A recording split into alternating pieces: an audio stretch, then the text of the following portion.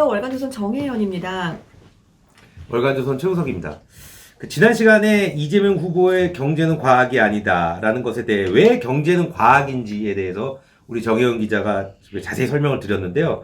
근데 이 후보가 단순히 경제는 과학이 아니다라고 했다면 많은 이들이 이토록 불안해하지는 않았을 겁니다. 이 후보는 경제는 정치다라고 했어요. 과학은 아니고 정치라고 했다는 얘기죠.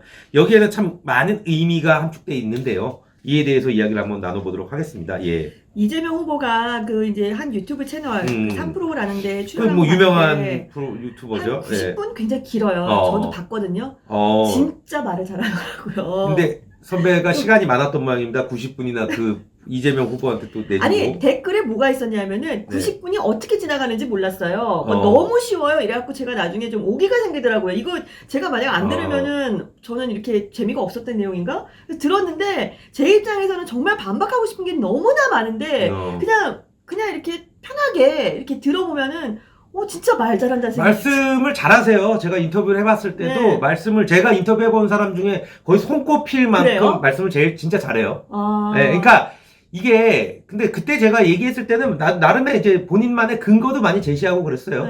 네, 말 참 잘하는 거는 저희가 인정을 해야 될 것 그러니까 같아요. 윤석열 후보도 준비를 많이 해야 될 거예요. 네. 저런 분의 논리를 깨려면 그렇죠. 그 정도의 노력을 해야 되겠죠. 자, 예. 말을 워낙 잘하니까 경제는 정치다라고 했을 때도 많은 분들이 무슨 얘기야? 이재명 말 잘하는 이재명이 얘기하면 뭔가 이유가 있겠지. 데이터가 있을 거야. 이렇게 생각하셨을 수 있을 것 같습니다. 네. 자, 왜냐하면 이 얘기는 처음이 아니고요. 이현재 전 경제부총리가 2012년도에 네. 경제는 정치다라는 책을 출간한 적이 있어요. 네. 제목이 경제는 정치다예요. 네. 근데 그 내용을 보면은 뭐냐 하면 네. 정치에는 절대 논리가 없고 언제나 타협과 조정이 필요하다. 경제도 마찬가지다. 네. 왜냐하면 이현재 총리는 평생 관가에서 경제 관료로 지내신 분이잖아요. 네. 그러니까 경제는 과학이고 당연히 어떤 진리에 가까운 그런 것이지만 이 운용을 할 때는 조금 정치적 감각이 있게 운용이 되어야 한다. 그런 그렇죠. 뜻으로 하신 말씀이고 제가 봤을 때 이 얘기는 이현재 장관의 경력이라면 하실 수 있다라고 봐요. 왜냐하면 보통 사업하는 분들이 이런 얘기 하거든요. 반드시 성공한다 그랬는데 꼭 될 것 같은 사업은 안 되고 뜻하지 않은 데에서 되고 이런 걸 보면서 내가 사업가가 맞나? 이게 뭔가? 이런 생각이 좀 든다는 하시는 거 보면은 아마 이현재 부총리도 이게 정말 괜찮다고 생각하고 밀어붙였는데 좀 그대로 안 되고 그래서 아마 조금 상당 부분 경제를 운용하는데 정치적 감각이 필요하다. 이 얘기를 할 수 있다라고 저는 생각합니다. 네. 자, 그런데 이재명 후보의 행태를 보면 이재명 후보는 경제 관료 출신이 아닙니다. 경제를 운용해본 경험도 없습니다. 이게 근데 본인이 이제 성남시장을 하고 이제 성남시장하고 주식의 큰 개미였다고 하더라고요. 경기도지사 하는 것도 본인이 생각할 때는 경제적인 활동을 했다고 볼 수 있죠. 하지만 이렇게 이렇게 저희 입장에서는 이분이 경제를 운용하거나 정책을 위반한 분은 아닙니다. 경제와 정치의 차이점은 우선 경제는 기본적으로 한정된 자원을 어떻게 효율적으로 사용하는가의 문제에서 출발합니다. 쉽게 말해서 한정된 자원으로 다 같이 잘 먹고 잘 살 수는 없어요. 근데 이거를 그러면 어떻게 해야지 잘 먹고 잘 살 수 있을까 고민하면서 경제 정책을 만듭니다. 그런데 정치는 뭐냐면요. 권력을 쟁취하는 것이 정치입니다. 한국정치학회가 출간한 정치학 대사전에 보면 정치 활동은 권력의 획득과 유지를 둘러싼 항쟁 및 권력을 행사하는 활동이라고 규정되어 있습니다. 경제와 정치는 전혀 다르다는 겁니다. 근데 이제 예를 들어서 다른데 이재명 후보처럼 경제는 정치라고 이렇게 규정을 하면 문제가 있는 겁니까? 문제가 있죠. 왜냐하면 아까 말씀드렸다시피 경제는 한정된 자원을 어떻게 효율적으로 쓰느냐의 문제예요. 그러면 어떻게 해야지 이 나라의 부가 늘어날지 어떻게 해야지 국민에게 장기적으로 득이 될지 어떻게 해야지 더 많은 사람들에게 혜택이 갈지를 연구를 하고 그렇게 써야 합니다. 그런데 이재명 후보처럼 만약에 정치로 생각을 하면 권력 유지에 도움이 돼야 돼요. 그럼 정치 활동은 권력의 획득과 유지가 목적이잖아요. 그러니까 뭐냐 하면 어떤 일을 할 때 경제가 딱 문제가 생겼을 때 이거를 내가 요렇게 쓰면 내 권력을 유지하는 데 도움이 될까? 아니면 내가 갖고 있지 않은 권력을 획득을 할 수 있을까? 이쪽으로 되는 거예요. 그러니까 그 이재명 후보에 대해서 뭐 여기서 저기 얘기하고 이리저리 막 말을 막 다르게 한다는 얘기를 좀 네, 하잖아요. 여기 그렇죠. 가서 이 말하고. 네, 그게 맞아요. 이 논리를 보면은 말이 되는 거예요. 그러니까 표가 있다고 생각되면은 좋은 거고, 표가 있으면은 표가 없으면 안 좋은 거고. 네. 그러니까 경제도 정치라고 생각하면 이 경제를 순수하게 효율적으로 운용하는 것이 아니라 내 권력 유지 또는 내 획득을 위해서 어떻게 사용을 해야 되는가 그쪽으로 생각을 할 수밖에 없는 거죠. 그러니까 경제는 정치다 이런 논리대로라면 네. 그러니까 다수의 지지로 선출된 권력은 이제 무엇이든 할 수 있다. 그렇죠. 뭐 이렇게 볼 수 있다는 그렇죠. 얘기죠. 그게 바로 다수결 그 히틀러 나치가 했던 일이잖아요. 히틀러 나치가 그거 아닙니까? 내가 다수결로 선택된 네. 사람이니까 무엇이든 해도 된다. 또 문재인 정부 역시 내가 선출된 권력이다라는 오만에 빠져서 정말 너무나 많은 정말 아실 거라고 생각합니다.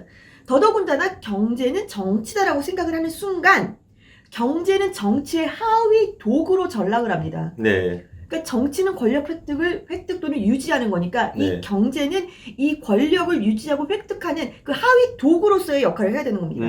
그러니까 정치와 경제 사이에는 일정 부분의 간극 혹은 어떤 형평, 그러니까 좀 이렇게 거리가 있어야 되는데 네. 정치는 경제라면서요. 이게 경제가 정치라면서요. 그러면은 마음대로 쓰면 되는 거죠. 근데 이제 그게 잘 들어보면 문재인 정부도 이제 경제는 정치라는 논리로 그렇죠. 이제 경제 정책을 펴서 뭐 항상 그렇죠. 정의연 선배 얘기했던 뭐 이제 편갈르기 네. 뭐 이런 경제 정책을 해왔는데 이재명 후보도 이런 생각을 갖고 있으니까 결국에는 대통령이 된다고 하면 문재인 정부의 재판이다. 그렇죠. 보통 일부에서 이재명과 문재인은 결이 다르다라고 그렇게 얘기를 하고 네. 또 뭐 일부 젊은이들은 이재명 후보가 문재인 대통령한테 아예 뭐 대놓고 들이대는 네. 반대 이렇게 얘기를 하는 분들도 있는데 제가 이번에 기사를 쓰면서 이재명 후보의 발언을 다 정리를 해보니까 정말 문재인 대통령이 했던 것과 똑같은 선상에 있습니다. 그러니까 우리가 지난 5년 동안 겪었던 일을 조금 더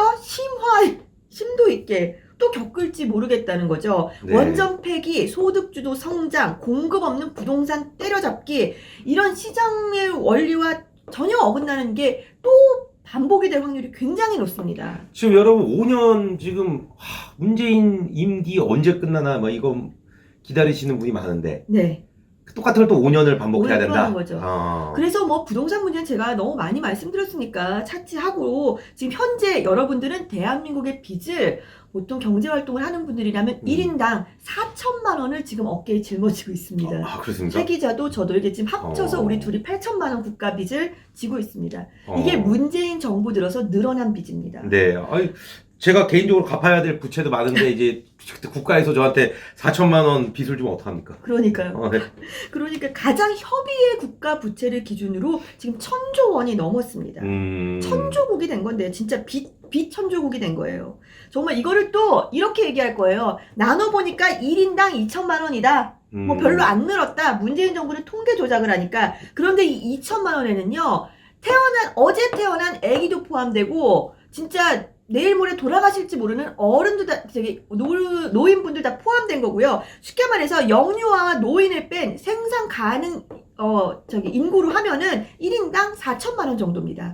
이게 아마 이재명 후보가 대통령이 돼서 또 이렇게 이런 경제는 정치라는 생각으로 경제를 운용하실 경우에 이게 1인당 8천만 원이 될 날이 멀지 않았겠죠. 그러니까 이재명은 이거예요. 뭐 이제 뭐 어린애들한테까지 가는 빚을 막겠다 네. 이렇게 얘기했잖아요. 그런데 또 사람들한테 퍼주겠대요. 네. 우리의 부채 비율이 선진국과 비교했을 때 너무 낮다. 네. 더 써도 된다 이러고 있어요. 네. 앞뒤가 안 맞는데 그렇죠. 이 얘기를 얼굴 표정 변화 없이 술술 하니까 네. 그 들으면 오 그렇게 되는 겁니다. 말을 너무 잘합니다. 네, 뭐 어쨌든 뭐 지금 말씀하신 것 중에 제일 중요한 거는 이재명 후보가 대통령이 될 경우 문재인 정부의 5년, 그거보다 더 심한 5년을 경험할 수 있다. 뭐 이런 얘기인 것 같은데요. 이번 시간 여기서 마치도록 하겠습니다. 예, 감사합니다.